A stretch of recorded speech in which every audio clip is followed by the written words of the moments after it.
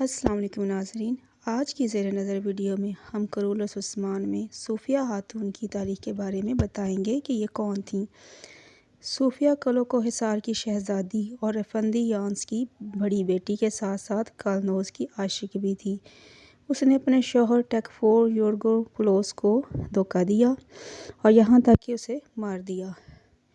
Margaret راہبوں نے اسے بازنطین کی مہارانی بنانے کی کوشش کی۔ وہ پہلے تو ایک خوبصورت شہزادی کے طور پر سامنے آئی، لیکن بعد میں اپنے آپ کو بری، چالاک اور بے رحم ظاہر کیا۔ اس کا واحد مقصد شیعہ ایڈا بالی سے مقدس علامات واپس لینا اور اپنے والد کی اس کے شیطانی منصوبوں میں مدد کرنا تھا۔ اسے عثمان بے نے کلوکو حصار کی پہلی فتح کے دوران قتل کر دیا تھا۔ وہ کلوچیسر کی گورنر بننے کی پیاسی تھی۔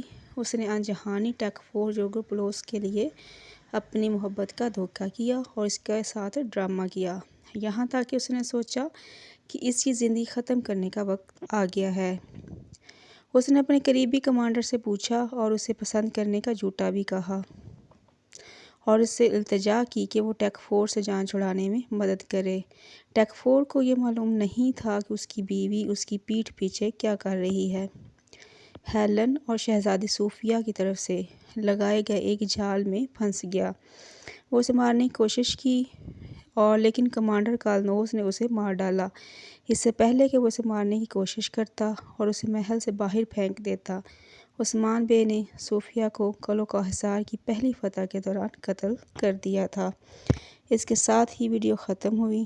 اگر آپ کو ویڈیو پسند آئی ہو تو ویڈیو کو لائک کریں، شیئر کریں اور چینل کو سبسکرائب کریں۔